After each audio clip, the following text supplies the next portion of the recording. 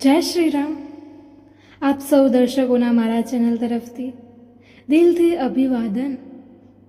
આજના વિડીયોમાં આપણે વાત કરવાના છીએ સૌથી શુભ અને પવિત્ર તહેવાર વિજયાદશમી એટલે કે દશેરા વિશે. વર્ષ 2025માં દશેરો ક્યારે આવે છે? એ દિવસનું શુભ મુહૂર્ત શું છે અને એની સાથે જોડાયેલી પૂજાની સંપૂર્ણ વિધિ, એ બધું આજે આપણે ખૂબ જ સરળ અને વિગતે સમજશું. દશેરો એ માત્ર તહેવાર જ નથી, એ ધર્મ, સદાચાર અને ન્યાયના વિજયનું પ્રતીક છે. આજે આપણે જાણીશું કે દશેરા માટે શ્રેષ્ઠ સમય કયો છે, કેવી રીતે ભગવાન શ્રી રામની પૂજા કરવી, તેમજ રાવણ દહન પછીનું ધાર્મિક અને આધ્યાત્મિક મહત્વ શું છે. શું એ 1 ઓક્ટોબર કે 2 ઓક્ટોબરે આવશે, એ અંગે પણ તમે અહીં સ્પષ્ટ માહિતી મેળવશો. દશેરાના દિવસે કરવાના ઉપાયો, શાસ્ત્ર મુજબ પૂજા કરવાની રીત અને એ દિવસના શુભ યોગ વિશે પણ આપણે ચર્ચા કરીશું, જેથી તમારું વર્ષ સુખદ, શાંતિમય અને સમૃદ્ધ બને.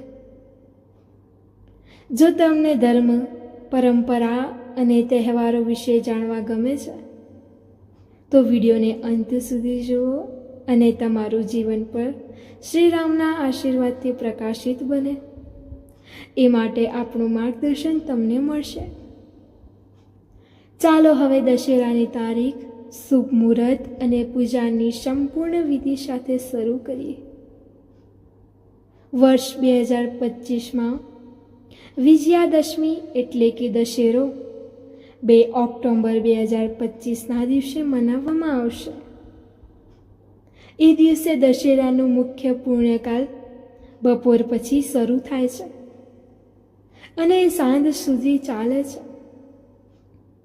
શાસ્ત્રો અનુસાર દશેરાના દિવસે શુભ મુહૂર્તમાં પૂજા કરવી અને રાવણ દહન કરવાથી જીવનમાં અંધકાર દૂર થાય છે, દુશ્મનોનો નાશ થાય છે અને દરેક કાર્યમાં વિજય મળે છે. ખાસ કરીને બપોર પછી સાંજ સુધીનો સમય એ સૌથી શુભ ગણાય છે.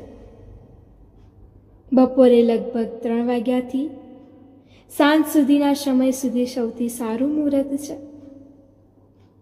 એ સમયે ભગવાન રામચંદ્રજીની પૂજા કરીને ધન, ઐશ્વર્ય અને સુખ માટે પ્રાર્થના કરો.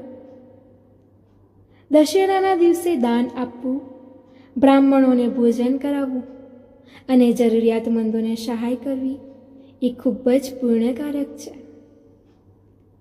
સવારમાં સ્નાન કરી સ્વચ્છ વસ્ત્રો પહેરવા, પૂજાના સ્થાને ભગવાન રામ, લક્ષ્મણ, સીતા અને હનુમાનજીની તસવીર કે મૂર્તિ સ્થાપિત કરવી, ફૂલ, ચંદન, અક્ષત, ધૂપ અને દીવોને અર્પણ કરવા અને શ્રી રામ, જય જય રામનો જપ કરવો. દશેરાના દિવસે શસ્ત્ર પૂજા પણ કરવામાં આવે છે, જે કામ, વ્યવસાય કે કાર્યોમાં સફળતા આપે છે.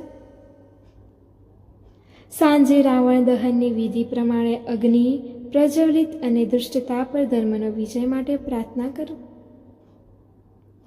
આ દિવસે ખાસ કરીને મન, વાણી અને કર્મથી સારા કાર્ય કરવાનો સંકલ્પ લો. જે રીતે ભગવાન રામે અધર્મ પર વિજય મેળવ્યો, તે જ રીતે આપણે પણ જીવનમાં નકારાત્મક અને મુશ્કેલીઓ દૂર કરી સફળતા તરફ આગળ વધીએ. ચાલો હવે આપણે આગળ જઈએ અને દશેરાના દિવસે કરવાના વિશેષ ઉપાયો, પૂજા દરમિયાન પાઠ કરવાના મંત્રો અને પરિવાર સાથે કેવી રીતે આ તહેવાર આનંદપૂર્વક ઉજવવો, તેની સંપૂર્ણ માહિતી જોઈએ. વિજયાદશમીના દિવસે માત્ર પૂજા જ નહીં, પણ કેટલાક ખાસ ઉપાય કરવાથી જીવનમાં સુખ, શાંતિ અને સમૃદ્ધિ વધે છે. અહીં કેટલાક ખાસ ઉપાય જણાવીશું. દશેરાના દિવસે તમે તમારા કામ માટે ઉપયોગમાં લેવાતા સાધનો વાહન, લોખંડ કે અન્ય સાધનોની પણ પૂજા કરો. એથી તમારી કાર્યક્ષમતા વધે છે અને અડચણો દૂર થાય છે. અન્નદાન, કપડાનું દાન અથવા ગરીબોને સહાય કરવી એ ખૂબ જ પૂર્ણકારક છે. ખાસ કરીને પીળા અન્ન, ગોળ, ખાંડ અથવા ધાતુના દાન કરવાથી વર્ષભર સમૃદ્ધિ મળે છે. સવારે અને સાંજે પરિવાર સાથે ભેગા થઈ શ્રી રામ નામનું નામ જપ કરો.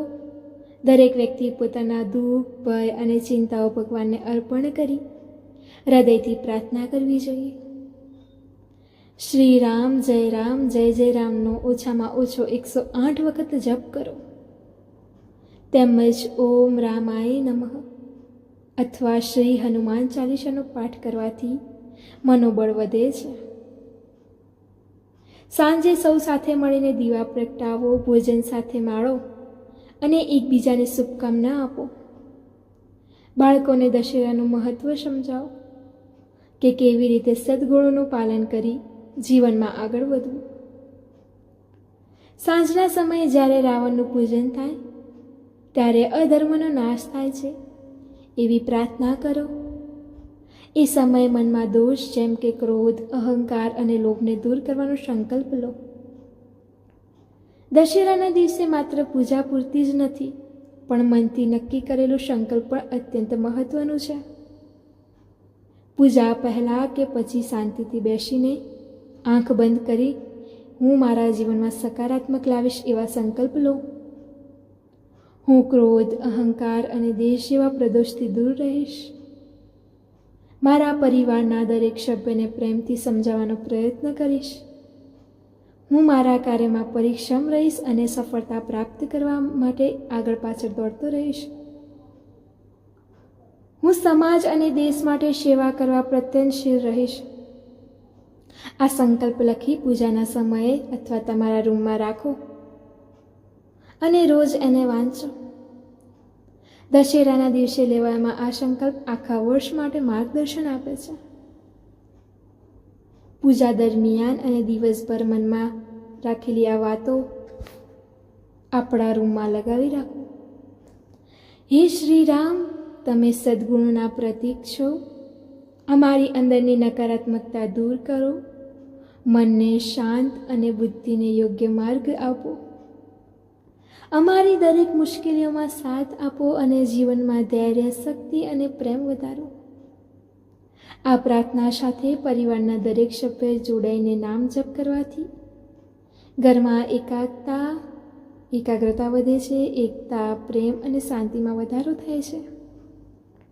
સાંજના સમયે દીવો પ્રગટાવી સૌ મળીને આરતી કરો. દીવો ફરકાવતા જય શ્રી રામ, ઓમ જય જગદીશ હરે જેવા ભજનો ગાઈ શકાય છે. આરતી બાદ સૌ એકબીજાને પ્રેમથી આશીર્વાદ આપો. બાળકો પણ હાથ જોડીને પ્રાર્થના કરે એ જરૂરી છે. એથી તેઓમાં ધાર્મિક સંસ્કાર વધે છે. આ રીતે દશેરાના દિવસે માત્ર એક ધાર્મિક વિધિ નહીં, પણ સકારાત્મક જીવનશૈલી માટે માર્ગદર્શન મળે છે. પરિવાર, સમાજ અને વ્યક્તિગત વિકાસ માટે આ દિવસનું ઘણું મહત્વ છે. આજે દશેરાના પવિત્ર દિવસે આપ સૌ સાથે મળીને શ્રીરામ આશીર્વાદથી જીવનમાં સકારાત્મક, શાંતિ અને સફળતા મેળવવાનો સંકલ્પ કર્યો છે. આશા રાખું છું કે તમને દશેરાની તારીખ, શુભ મુહૂર્ત, પૂજાની સંપૂર્ણ વિધિ, ઉપાય અને પરિવાર સાથે ઉજવણી વિશે બધું સમજાયું હશે. જો તમને આ માહિતી ઉપયોગી લાગી હોય તો વિડીયોને લાઈક કરો, શેર કરો અને તમારા પરિવાર સાથે મિત્રો સુધી પહોંચાડો, જેથી તેઓ પણ દશેરાની સાચી રીત ઉજવી શકે. તમારી સાથે કોઈ પ્રશ્ન હોય તો તમારો અનુભવ શેર કરો. ઈચ્છો તો નીચે કમેન્ટમાં જરૂર લખો. મને તમને માર્ગદર્શન આપતા આનંદ થશે. ચાલો હવે અહીંથી દિવ્યવાણી ગુજરાત તરફથી આપ સૌને દિલથી વિજયાદશમીની હાર્દિક શુભકામના. જય શ્રી રામ. સુખ, શાંતિ અને સમૃદ્ધિ તમારા દરેક ક્ષણે સાથ રહે. આગળ પણ આવી ધાર્મિક, પરંપરા અને જીવન મૂલ્ય વધારતા વિડીયો માટે દિવ્યવાણી ગુજરાતને સબસ્ક્રાઈબ કરો અને બેલ આઇકન દબાવી રાખો. નવી માહિતીથી જોડાયેલા રહો. આજ માટે આટલું જ. ફરી મળીએ નવા વિડીયોમાં. જય શ્રી રામ, જય દશેરા.